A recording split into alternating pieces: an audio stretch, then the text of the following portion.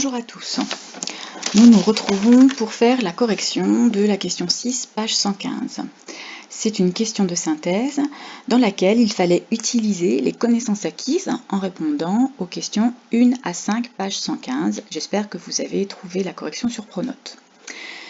Dans cette synthèse, il fallait faire le point sur les faiblesses du Capet dans la colonne « Le roi est faible » et sur ses forces dans la colonne « Le roi a une autorité supérieure ».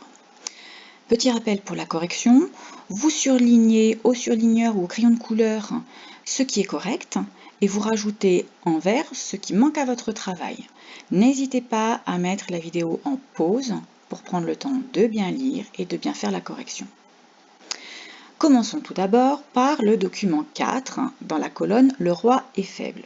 Que nous montrait ce document? Il nous montrait le domaine royal, c'est-à-dire les terres sur lesquelles le roi Hugues Capet est seigneur direct. Ces terres se situent autour de Paris et d'Orléans. Autour, nous avons les fiefs des grands seigneurs. On ne vous montre pas les limites de ces fiefs, mais on se rend compte malgré tout que les terres du Capet sont peu étendues quand on les compare par exemple au duché de Guyenne ou au comté d'Auvergne. Et ça, c'est une faiblesse, cette petitesse des terres, parce que peu de terres signifie que le roi ne pourra pas lever beaucoup d'impôts. Il n'aura donc pas beaucoup de rentrées d'argent. Il n'aura pas non plus beaucoup d'hommes à mobiliser. Donc s'il doit faire la guerre, il n'aura pas une armée très importante. Hugues Capet va dépendre des autres seigneurs dans ces domaines-là, c'est-à-dire pour avoir de l'argent et pour avoir une armée en cas de conflit. C'est pourquoi la correction est que Hugues Capet est un seigneur qui possède peu de territoire, donc il a peu de ressources, que ce soit en hommes ou en argent.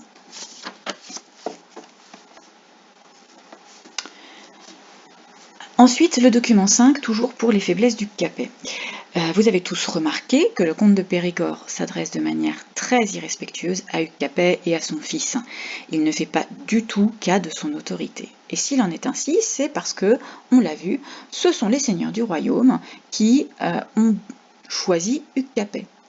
Ils ne voient pas du tout Hugues Capet comme un souverain de droit divin, comme ce sera le cas plus tard des rois de France. On parlera d'une monarchie de droit divin, c'est-à-dire qu'ils auront été choisis par Dieu pour régner. À cette époque-là, le souvenir est encore très présent que ce sont les nobles, les grands seigneurs français qui ont choisi Hugues Capet. C'est ce qui explique le peu de respect des autres seigneurs pour Hugues Capet. Donc en correction, Hugues Capet doit aux autres nobles d'être devenu roi, donc ceux-ci n'hésitent pas à remettre en question son autorité.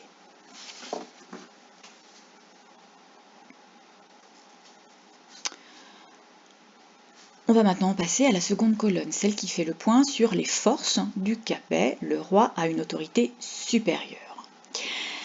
Et le document 1 et le document 2, par exemple, nous montraient comment Hugues Capet était devenu roi. Et entre autres, dans le document 1, cette cérémonie très importante, qui est la cérémonie du sacre, c'est-à-dire la reconnaissance par l'Église et l'onction du roi, qui font que Hugues Capet devient un personnage au-dessus des simples mortels. Il reçoit la grâce divine par cette cérémonie et quiconque touche à sa personne encourt l'enfer. C'est ce qu'on avait vu dans la leçon sur les pouvoirs de l'Église.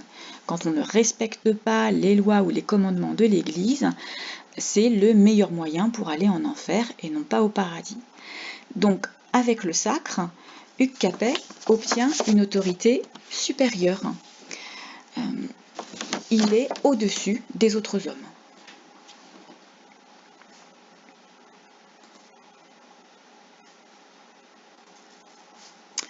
Pour terminer, le document 6, où on vous montre le fonctionnement de la féodalité avec le roi de France au sommet, qui est suzerain ou seigneur des grands seigneurs, et ces grands seigneurs qui sont vassaux du roi de France et qui ont les devoirs que nous avions vus dans la leçon précédente, devoirs de fidélité, de conseil, d'aide militaire et financière envers le roi.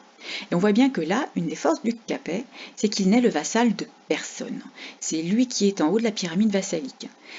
Et Hugues Capet et ses descendants pourront donc utiliser les obligations réciproques créées par la féodalité à leur avantage. On verra ça dans le grand 2 de cette leçon.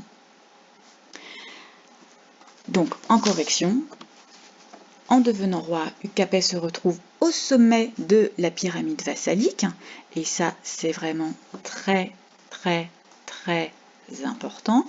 Donc, on n'hésite pas à le souligner en rouge. Il est seigneur de tous les autres nobles et n'est le vassal de personne.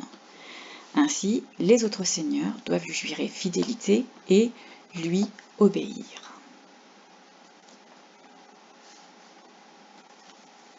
Pour compléter ce travail, je vous demanderai de recopier le paragraphe A, page 120, que j'ai reproduit ici, où on vous redonne les informations les plus importantes, la date du sacre de Hugues Capet, le nom de la nouvelle dynastie, celle des Capétiens, où on refait le point sur ses faiblesses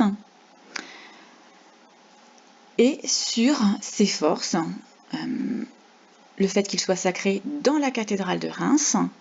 Au début de son règne, il devient élu de Dieu, le fait qu'il ne soit le vassal de personne.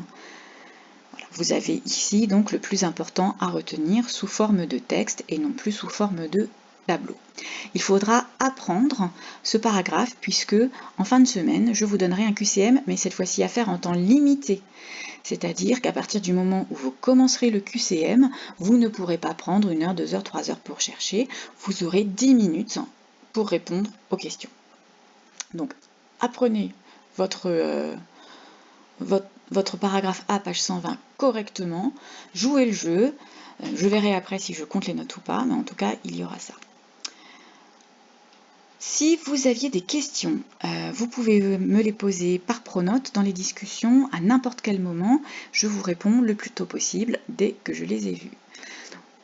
Je vous laisse donc finir le travail sur ce grand 1, sur la faiblesse des premiers Capétiens, et on se retrouve dans une prochaine vidéo pour le grand 2, la suite de la leçon, sur comment les Capétiens ont renforcé leur autorité.